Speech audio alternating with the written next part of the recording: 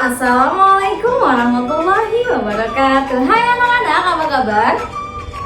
Ya, semoga kalian semua dalam keadaan sehat walafiat. Amin. Kembali lagi bersama Miss Arda. Kali ini kita akan belajar tematik 4H, tema 8, subtema 3, pembelajaran 3 dan 4. Disimak baik-baik ya.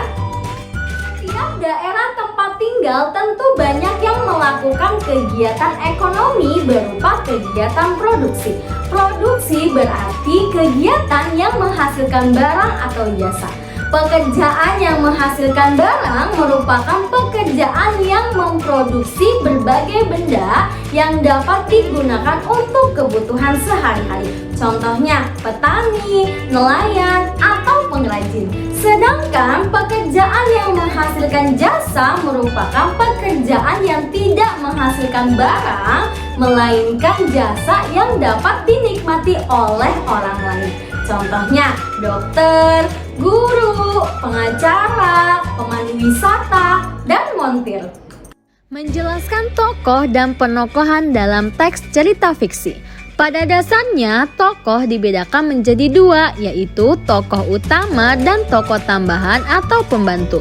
Tokoh utama adalah tokoh yang amat potensial untuk menggerakkan alur cerita. Sedangkan tokoh tambahan adalah tokoh yang tidak begitu besar pengaruhnya terhadap alur cerita. Tokoh dikelompokkan menjadi dua, yaitu tokoh protagonis dan tokoh antagonis. Tokoh protagonis adalah tokoh yang memiliki watak baik sehingga disenangi dan dikagumi pembaca. Sedangkan tokoh antagonis adalah tokoh yang tidak disenangi pembaca karena perannya tidak sesuai yang didambakan pembaca. Bacalah cerita berikut. Angsa yang bertelur emas. Seorang petani sedang berjalan pulang pada sore hari setelah beraktivitas di kebunnya. Ia bersiul-siul dengan riang. Entah kenapa ia begitu senang. Ia sendiri pun tidak tahu. Ia seperti merasa keberuntungan akan menghampirinya pada sore itu. Dalam perjalanan, tiba-tiba ia melihat seekor angsa yang tampak lelah. Petani menangkap angsa itu dengan hati-hati, lalu membawanya pulang. Sesampainya di rumah, ia langsung memberi makan angsa itu dalam jumlah yang cukup banyak. Rupanya si angsa benar-benar lapar. Ia menyantap habis semua makanan itu. Lalu sang petani menaruhnya di belakang rumah. Malam itu si angsa tidur dengan nyaman di sana. Keesokan paginya, petani hendak memberi makan si angsa. Betapa kagetnya ia tatkala melihat sebuah telur emas di dekat angsa. Wow, rupanya angsa itu bertelur emas. Apakah emas ini asli? Tanya petani ragu-ragu. Maka setelah memberi angsa makan, ia segera pergi ke tukang emas langganannya, sekadar untuk memastikan keaslian telur emas yang dihasilkan oleh si angsa. Ini emas murni dan harganya sangat mahal karena ukurannya besar, kata si tukang emas sambil mengamati telur emas yang dibawa oleh si petani. Kontan saja si petani melonjak gembira mendengar perkataan si tukang emas. Petani langsung menjual telur emas tersebut saat itu juga, dan kemudian membawa pulang uang yang sangat banyak. Sejak saat itu, angsa tersebut mengeluarkan 1 telur emas setiap hari. Si petani sangat gembira, namun rupanya ia masih merasa belum cukup. Ia berkata dalam hati, seandainya angsa ini mengeluarkan lebih dari 1 telur emas setiap hari, maka aku pasti akan semakin kaya raya. Petani memaksa angsa untuk mengeluarkan lebih dari 1 telur setiap hari. Tak disangka si angsa bisa melakukannya. Setiap hari ia mengeluarkan 2 telur emas. Kekayaan si petani pun semakin melimpah. Akan tetapi ia masih belum puas juga. Ia ingin lebih kaya lagi.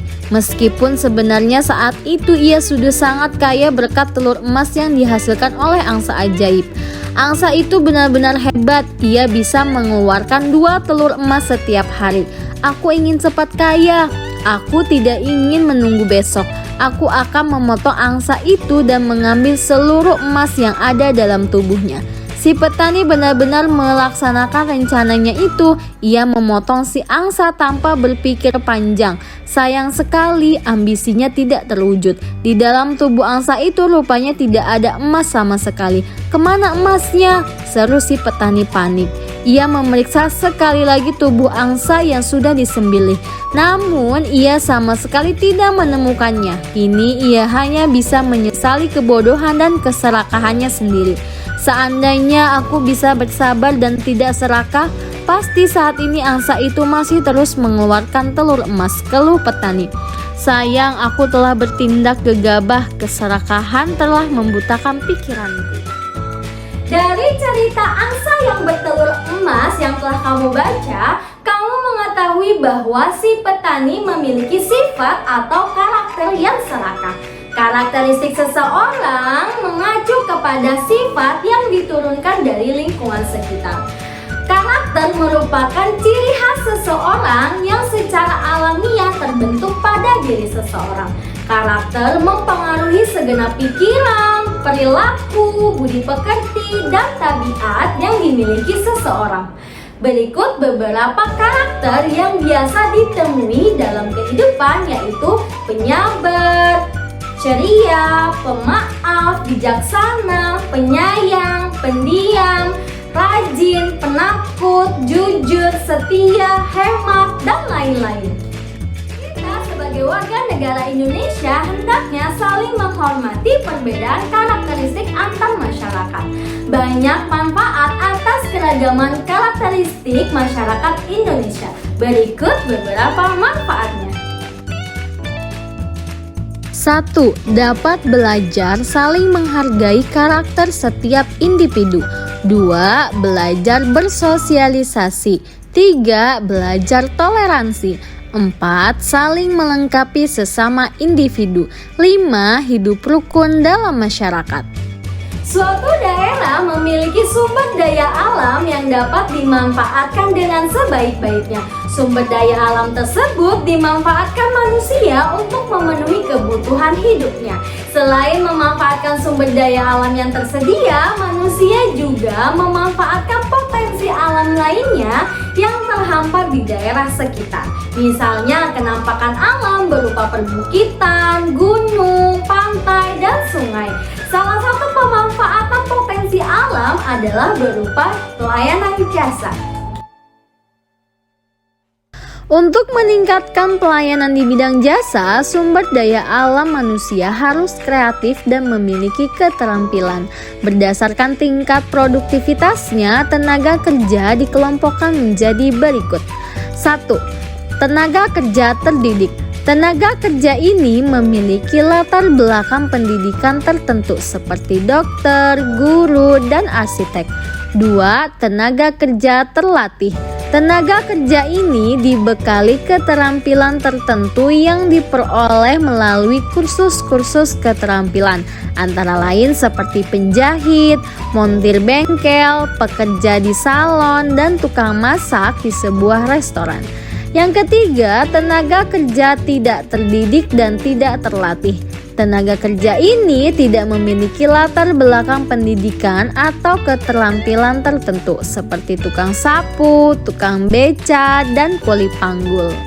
Baiklah, Miss akhiri pembelajaran hari ini dengan membaca hamdalah alhamdulillahirabbil alamin. Semoga apa yang disampaikan dapat dipahami dan dapat dimengerti. Untuk tugas kalian kerjakan di buku tematik 4H halaman 93 nomor 1 dan 2. Baiklah, kurang lebihnya Miss mohon maaf. Wabillahi taufiq wal hidayah. Wassalamualaikum warahmatullahi wabarakatuh. Bye bye.